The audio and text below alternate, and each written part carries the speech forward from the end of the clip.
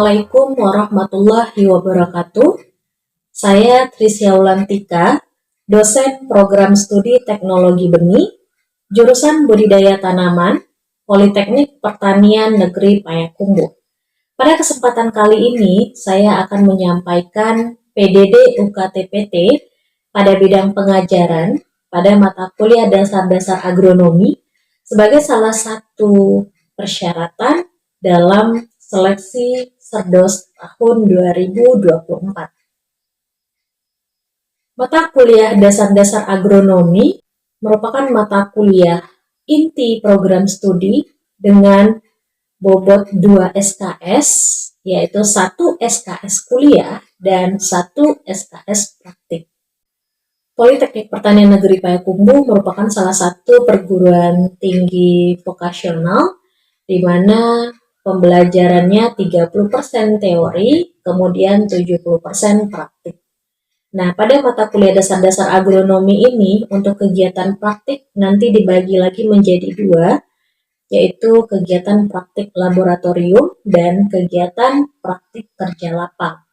Pada kesempatan kali ini yang akan saya sampaikan adalah 1 SKS kuliah dengan kode mata kuliah MKK 54313101. Mata kuliah dasar-dasar agronomi ini merupakan mata kuliah yang diambil pada semester 1.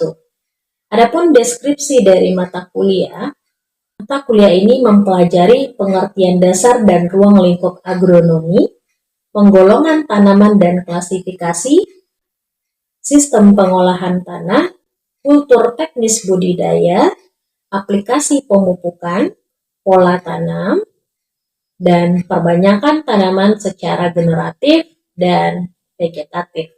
Adapun kemampuan yang diharapkan setelah mengikuti perkuliahan ini adalah mahasiswa mampu menjelaskan dasar-dasar budidaya tanaman dengan tepat. Kemudian, manfaat dari mata kuliah ini adalah dapat membekali lulusan program studi teknologi benih yang berkompeten dalam bidang agronomi untuk kegiatan perbenihan tanaman pangan, hortikultura, dan perkebunan. Studi teknologi benih merupakan salah satu program studi baru yang memiliki SK operasional pada tahun 2020 dan baru menerima mahasiswa angkatan 1 di tahun 2021. Adapun profil lulusan dari program studi teknologi benih adalah manajer produksi benih tanaman, produsen benih tanaman, pengawas benih tanaman, dan penyuluh pertanian bidang perbenihan tanaman. Mata kuliah dasar-dasar agronomi ini merupakan salah satu mata kuliah yang sangat penting sekali karena sebelum kita memahami konsep dasar dan prinsip dalam produksi benih tanaman, kita harus lebih dahulu memahami dasar-dasar budidaya tanaman dengan tepat. Materi pembelajaran terbagi menjadi 4 topik sebelum UTS, kemudian 3 topik setelah UTS. Adapun topik sebelum UTS yaitu pendahuluan. Pendahuluan ini akan dibahas mengenai pengertian dan ruang lingkup agronomi, kemudian penggolongan tanaman dan klasifikasi, kemudian dilanjutkan dengan sistem pengolahan tanah, baik itu pengolahan tanah kering maupun pengolahan tanah basah. Kemudian kultur teknis budidaya yang meliputi bibit unggul, penanaman, jarak tanam, penyulaman, penyiangan, pengairan, pengendalian hama penyakit, kemudian aplikasi pemupukan yang meliputi cara, waktu, dosis, kemudian pola tanam, perbanyakan tanaman secara generatif, dan perbanyakan tanaman secara vegetatif. Model pembelajaran yang saya terapkan adalah inquiry learning dan problem based learning. Kemudian metode pembelajaran yang saya terapkan berupa ceramah, kemudian diskusi, kemudian untuk mata kuliah praktik ditambah dengan demonstrasi. Kemudian pendekatan pembelajaran yang saya gunakan adalah SCL, Student Center Learning.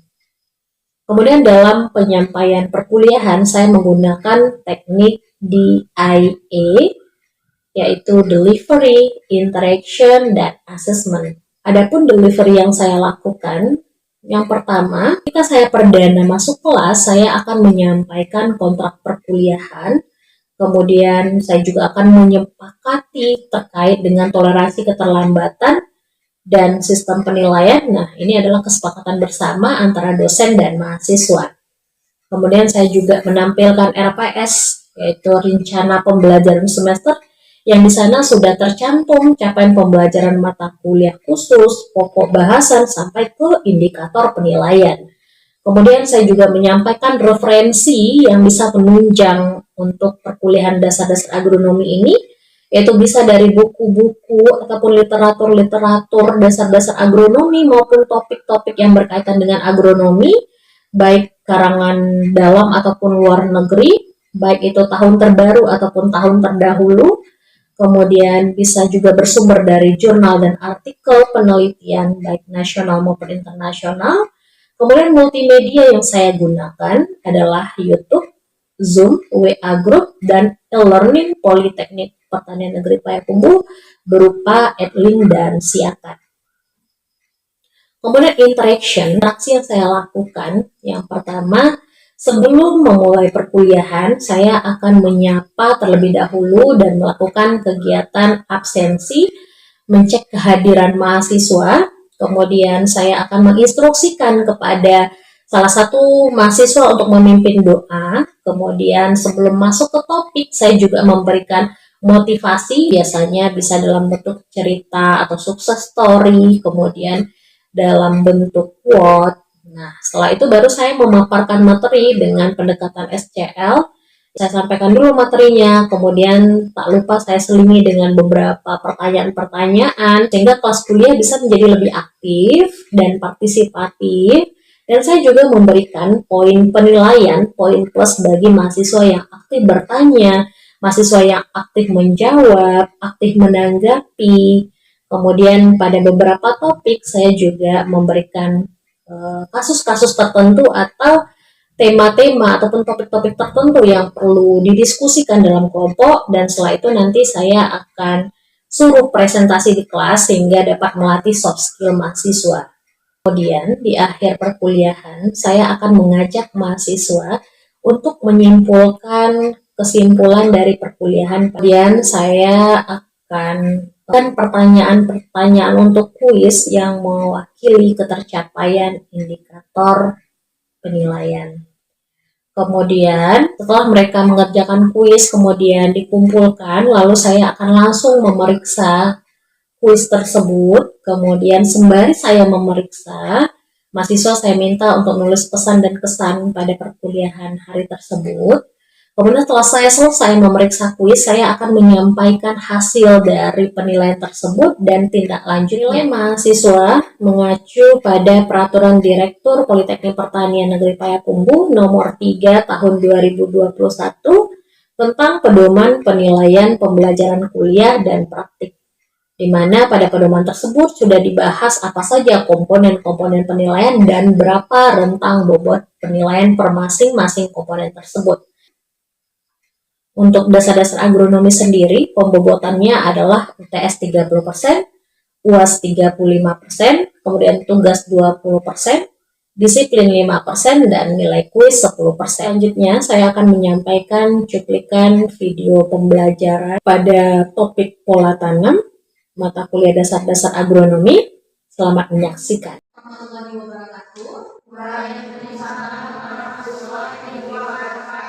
Selamat pagi anak-anak semuanya. Bagaimana kabarnya hari ini? Alhamdulillah. Ini pertemuan perdana dengan Ibu ya. Ini mahasiswa Tekden semester 1. Kemudian sebelum UTS sudah bersama Ibu ngaku malam. Kemudian setelah UTS dilanjutkan 3 topik bersama Ibu. Nah, kemudian karena kita baru perdana bertemu, tentu tak kenal maka tak sayang. Atau sudah ada yang kenal dengan Ibu sebelumnya? Belum, oke. Perkenalkan, nama Trisyawan kita. Jadi Anda bisa memanggil dengan unggulan. Jadi Ibu salah satu dosen kombes di Prodi Teknologi Benih. Jadi nanti kita akan bertemu pada mata kuliah dasar-dasar agronomi, dasar-dasar teknologi benih, analisis mutu benih, dan lain-lain.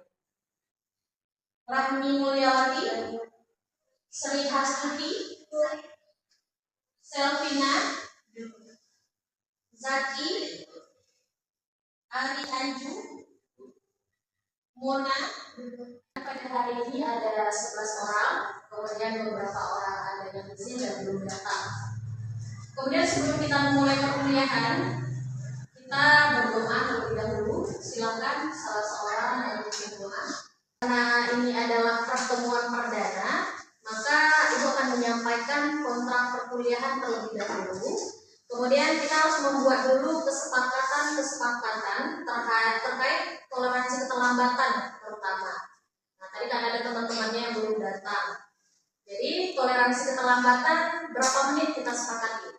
10 atau 15? 15. Oke, berarti lewat dari 15 menit tidak lagi diperkenankan untuk masuk. Kemudian untuk penilaian nanti bobotnya adalah UTS 30%, kemudian UAS 35%, kemudian tugas 20%, kuis 10%, dan disiplin 5%. Ini adalah rencana pembelajaran semester. Jadi sudah ada aturannya perkuliahan 1 sampai ke minggu 16. Jadi untuk di RPS ini deskripsi dari mata kuliah, Ibu rasa ini juga sudah disampaikan oleh Bu Manon. Jadi mata kuliah dasar-dasar agronomi ini mempelajari ruang lingkup agronomi, kemudian penggolongan tanaman dan klasifikasi, kemudian sistem pengolahan tanah, kemudian kultur teknis budidaya, kemudian aplikasi pemupukan, pola tanam, kemudian perbanyakan tanaman secara generatif dan vegetatif. Nah, capaian pembelajaran mata kuliah atau CPMK diharapkan mahasiswa mampu melakukan dasar-dasar budidaya tanaman dengan tepat.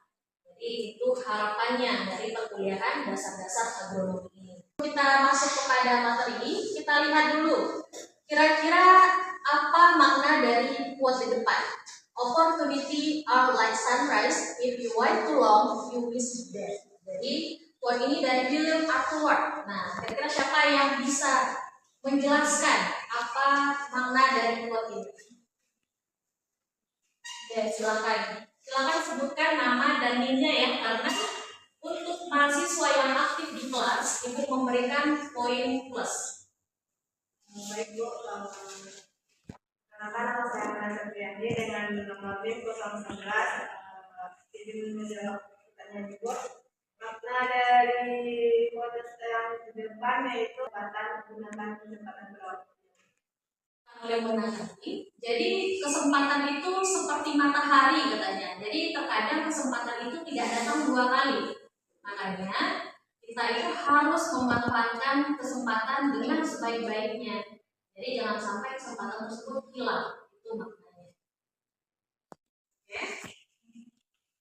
Kemudian kita lanjut pada tujuan pembelajaran. Jadi tujuan pembelajaran dari pola tanam ini adalah mahasiswa mampu menjelaskan pola tanam dengan tepat. Kemudian indikator penilaian. Jadi indikator ini nanti akan Ibu uji di akhir perkuliahan, akan keluar kuisnya untuk melihat apakah indikator ini tercapai atau tidak. Nah, adapun indikator untuk pola tanam ini yang pertama, ketepatan menjelaskan pengertian pola tanam, kemudian ketepatan menjelaskan faktor yang mempengaruhi pola tanam, kemudian ketepatan menjelaskan tujuan pola tanam, dan ketepatan menjelaskan jenis-jenis pola tanam. Nah, kalau seandainya ada yang bilang pola tanam, kira-kira apa yang terbayang di benak Anda? Pengaturan dalam tanamannya. Oke. Nah, jadi tidak salah ya apa yang disampaikan teman-temannya.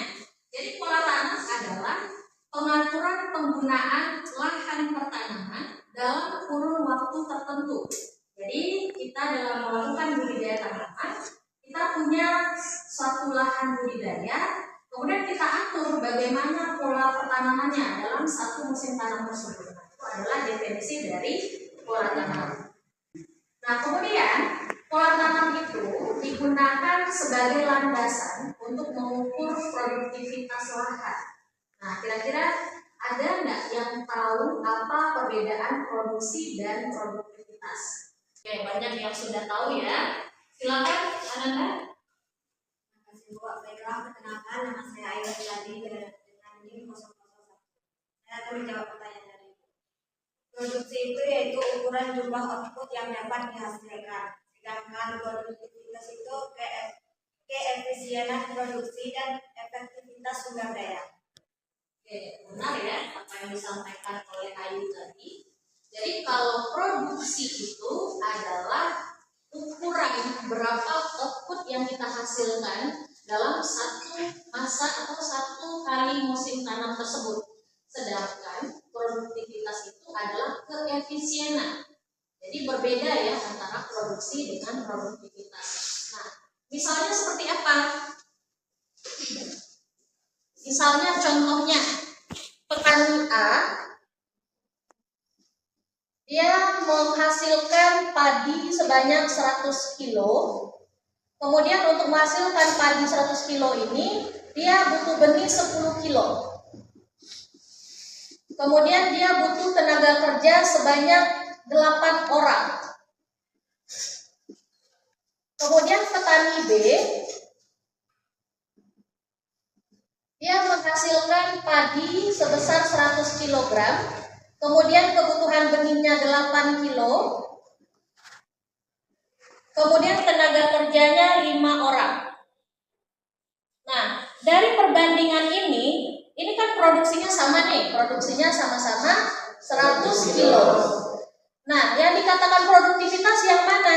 Keefisienan dalam menggunakan sumber daya ini. Dalam penggunaan sumber daya di sini ada benih, kemudian ada jumlah orang atau tenaga kerjanya. Kira-kira mana yang lebih efisien? 10 kilo benih dengan 8 orang, 8 benih dengan 5 orang. 8 benih dengan 5 orang. Ya, kenapa? Karena otomatis kita akan minimal pengeluaran untuk pembelian benih dan untuk upah tenaga kerja. Nah, itu yang disebut dengan efektivitas dan efisien tadi. Jadi, itu ya perbedaan antara produksi dengan produktivitas. Bahkan salah satu landasan untuk bisa meningkatkan produktivitas dari pertanian tersebut. Jadi, seandainya kita disuruh pilih, kita mau produksi yang banyak atau produktivitas yang tinggi, kira-kira mana yang lebih baik? Nah, betul, produktivitas tinggi. Jadi, kita mengusahakan bagaimana bisa memperoleh produktivitas yang tinggi. Ada banyak faktor, salah satunya adalah agroklimat. Nah, agroklimat itu di sana ada iklim, kemudian ada topografi, kemudian debit air yang tersedia. Nah, selanjutnya jenis tanah juga mempengaruhi terhadap pola tanam ini. Jadi bagaimana keadaan fisik, biologis, dan kimia dari tanah tersebut. Kemudian aspek sosial ekonomi juga mempengaruhi terhadap pola tanam. Karena ada beberapa petani yang masih memiliki tradisi ataupun budaya yang misalnya masih belum bisa menerapkan pola tanam yang kita sarankan karena sudah terbiasa dengan budidaya dengan sistem pola tanam yang menjadi kebiasaannya seperti itu yang disebut dengan sosial ekonomi. Kemudian tujuan pola tanam, jadi ada banyak tujuan dari pola tanam itu. Yang pertama adalah menghindari ketidakseragaman tanaman. Jadi kalau kita melakukan budidaya tanaman, apalagi nanti produksi benih, itu kita mengusahakan adanya keseragaman tanaman. Nah, jadi pola tanam ini salah satunya tujuannya untuk menghindari ketidakseragaman tanaman. Kemudian kita dapat menetapkan jadwal waktu tanam agar memudahkan dalam usaha pengelolaan irigasi. Nah, tentu saja irigasi ini merupakan salah satu kegiatan penting dalam kegiatan budidaya. Karena apa? Karena air merupakan salah satu faktor penting dalam kegiatan budidaya. Nah, kemudian kita bisa meningkatkan efisiensi dari irigasi. Kemudian kita juga bisa untuk menyiapkan tenaga kerja untuk penyiapan tanah agar tepat waktu. Kemudian tujuan akhirnya adalah dapat meningkatkan produksi pertanian. Selanjutnya, Tata letak dalam penanaman itu kita bisa melakukan tiga cara. Yang pertama bisa menggunakan teknik bujur sangkar, peletakan bujur sangkar seperti terlihat pada gambar. Kemudian selanjutnya bisa ditanam persegi panjang seperti ini. Kemudian bisa juga dengan pola tanam zigzag. Kita masuk kepada jenis pola tanam. Nah, ada dua jenis pola tanam. Ada pola tanam monokultur dan ada polikultur. Silakan siapa yang tahu apa perbedaan monokultur dan polikultur? Coba.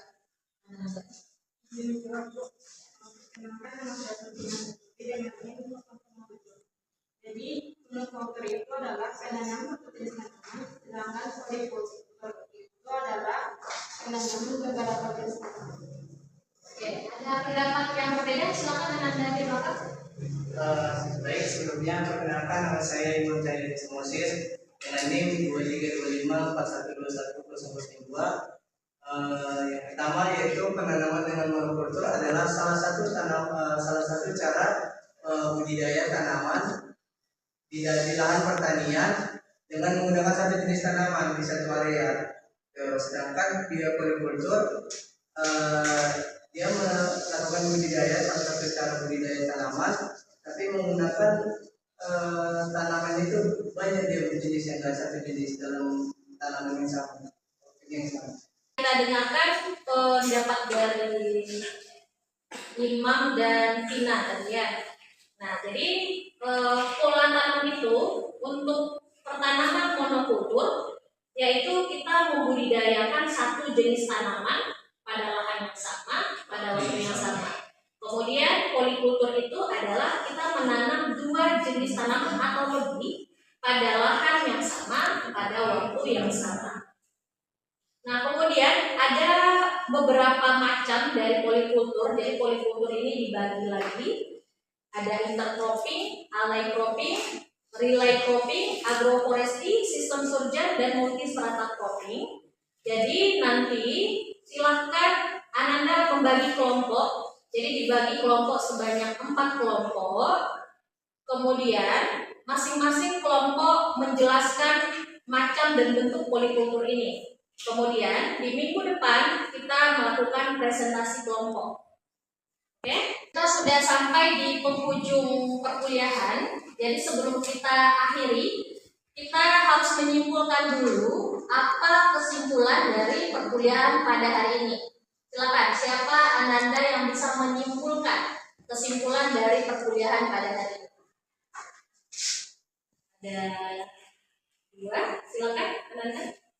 Sama saya menjawabnya dari saya dapat menyimpulkan dari ini adalah pengaturan penggunaan lahan tanaman dalam kurun waktu yang tertentu yang dipengaruhi oleh agroklimat, tanah, tanaman, dan juga penyakit dan lain, dan juga merupakan landasan untuk meningkatkan produktivitas petani.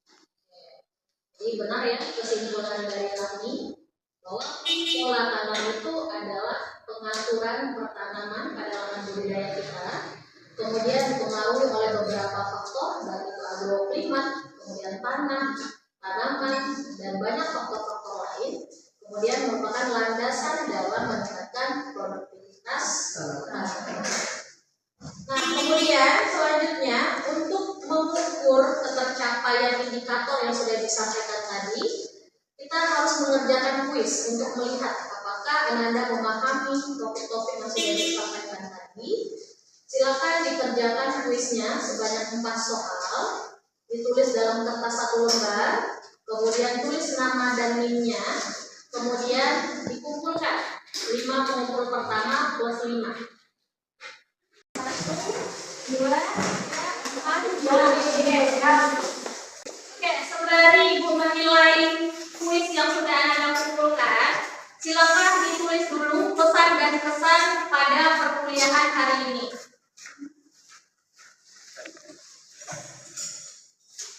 Oke, kesan dan pesannya nanti dikumpulkan ke dari hasil kuis ini. 90% sudah memahami topik perkuliahan. Aplaus untuk kita semua.